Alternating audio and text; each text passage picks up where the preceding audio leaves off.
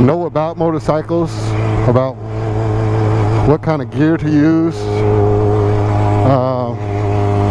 proper gear to use.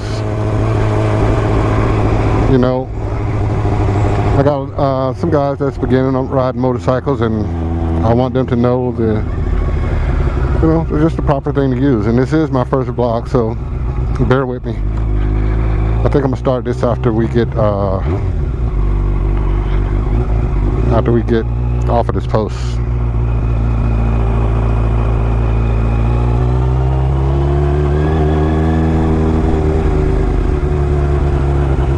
Look at that, I'm smelling that fuel. Let's see if we can scoot out just a little bit. Come down like this. Yeah, I think it's better that way. A better view.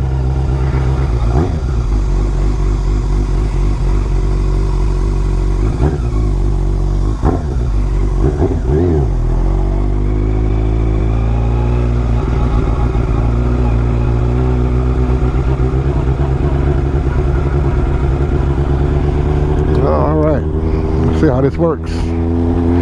Got the old double mic here. Testing 1, 2, 3. Testing. Come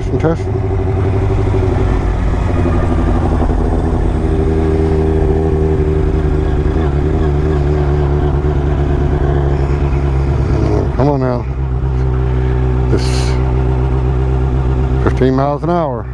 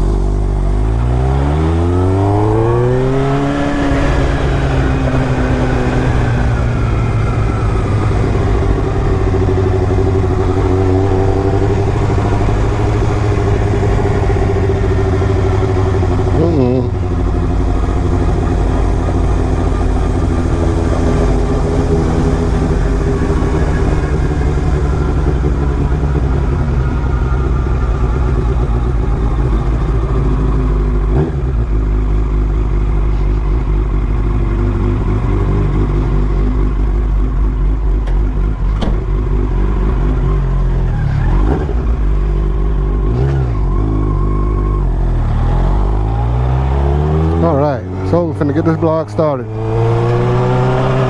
Alright guys.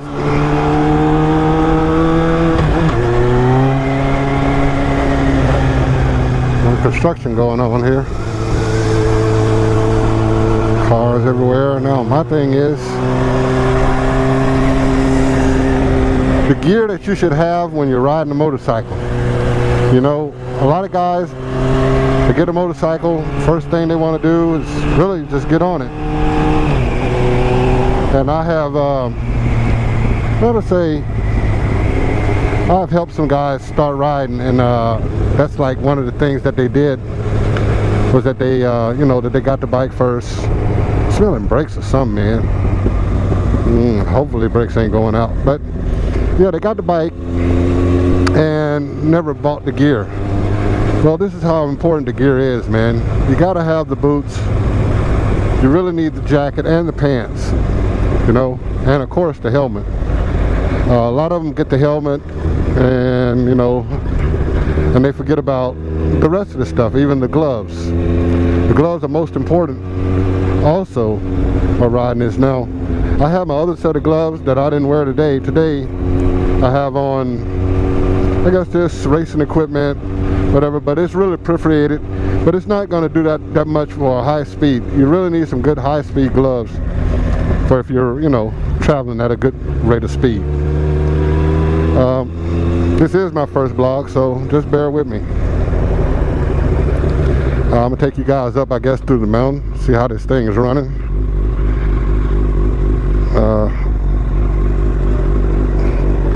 Yeah, so the first thing you want to get, man, is a nice helmet, and the helmet should be fitting tight. It should be to where, you know, your cheeks are kind of squished, and your forehead, when rocking the helmet up and down, your forehead should move along with it. And like now, I got people running lights. See, like that truck running light, next one running lights. You got to watch out. You got to always look out and be on your P's and Q's. And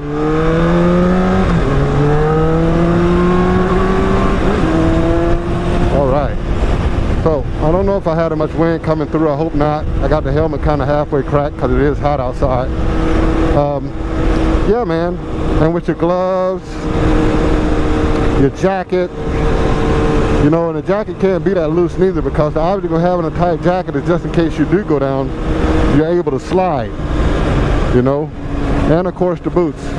If you look down, I'll stop in a little bit, show you my boots. I mean, well, look at them, see? And you gotta have the you gotta have the stuff, man. If you're gonna be out here doing it, you gotta have the stuff. You know, and these bikes, well, this is a leader bike, which I had built. It's like a 1,200 now, but you see how quick it gets up to fucking 60 or 100 miles an hour like it's nothing, you know.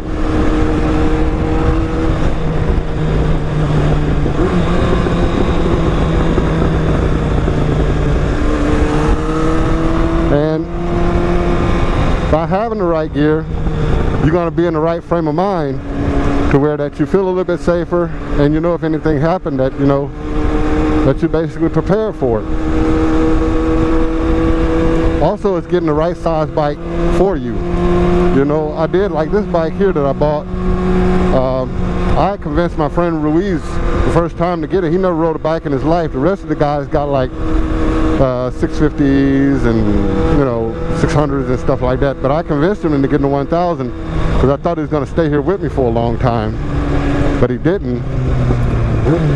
So by him not staying, you know, I wound up picking the bike up because I thought for sure that he was going to, you know, get tired of it, you know, if he got a 650, because, you know, he's got the need for speed like I do. So that's what I was thinking. So I wound up getting it on my own. They done put speed bumps everywhere. This used to be my drag road.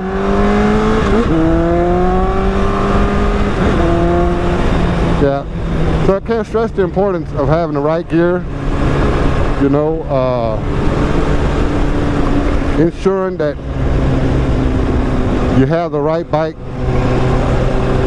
for your riding capabilities. You know, I've been riding since I was knee-high to a duck, so it's no thing. Also, I want to talk about, you know, the importance of counter steering. A lot of people don't believe that. You want the bike to go to the right, then push the left handlebar to the right, see, and it does it. I can show you at a lower speed when I'm not out here with traffic. But if you want to go, if you want the bike to go to the right, then push it. I'm sorry. If you want the bike to go to the right, then push the handlebar to the right, and it'll go right. If you want to go left, take the handlebar and push it to the left. You know.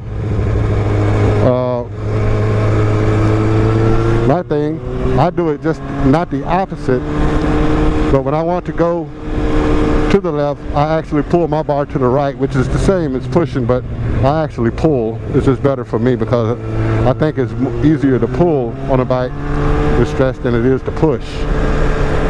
You know, that's just my way. But I'm giving you a ride up through the mountains also, and I got it. You know, my topic is motorcycle safety. Also, I can tell you, like right now, okay, for instance, riding behind this vehicle, you never ride up in traffic. You should ride way behind or ahead. And the first chance you get away from behind stuff like this. You know, but make sure that you're able to do it. You know, like right now, you got to drop off in the road. You wouldn't be able to see over. See, the vehicle's coming. But now, I'm going. Because my thing is, if you ride behind vehicles, stuff that fly off of vehicles, you're breathing the exhaust fumes, and you know, you just don't want to be doing that. You really want to be way ahead of traffic. Like now, I can make maneuvers, I can do whatever I like, and I don't have any issues. But also, you know, riding on the road. If you notice, I ride more to my left-hand side than I do to the right. This is the center of the road, so I'm riding over to the left. And the reason that is because we're not in England. You know, we ride on the right side of the road, and the oncoming traffic's coming to the left. So like if that vehicle wanted to pull out, it gives me enough time and enough room to react and to maneuver, you know. Also, you have less chance of a car that's coming head on if you're closer over here, because of the lights on a motorcycle. They'll tend to veer back over. If you're over here on this side of the road, imagine now a car pull out, you got to try to react, and what's your reaction going to be? To go into oncoming traffic, which should be a damn no-brainer, but hell, that's a head-on collision. And look at these Terminator trucks, the way they roll, man. I mean, they roll with rush over here. So basically, man, you want to, you know, avoid all that shit. When I see an opening, I'm going for it. But then another thing, you know, rocks travel back, and like vans and stuff, you can't see through the van. Like cars, you can see through the cars to see how many car links that you know, of a car that's braking before. Some people just brake for no reason, but at least you're able to see it. And this is no pass zone, but hell, this is what you have to do.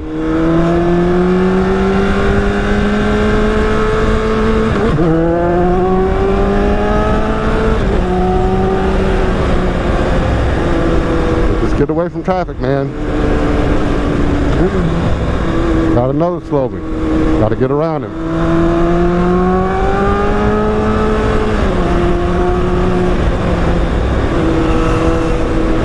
Out here rolling with rush, baby.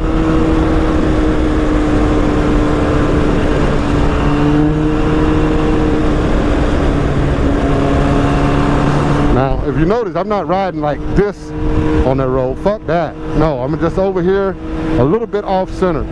Another reason why is because most cars, especially when you come to a light or anything like that, most cars leak oil because they ride in the center. The engine is set to the center of the road. So that's where most of your oil and everything is located. So you don't want to be there neither.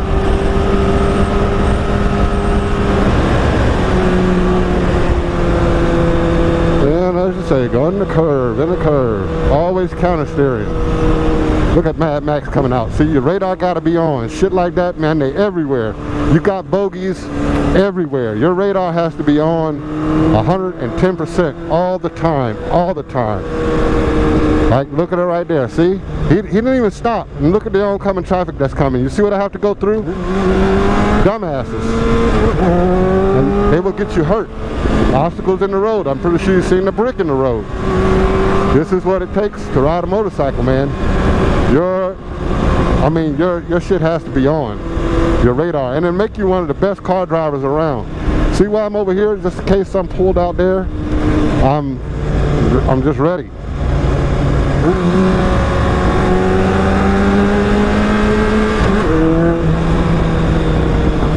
And I ride aggressive because that passive riding, I didn't buy a motorcycle for cars to come past me or anything like that. Hell to the no.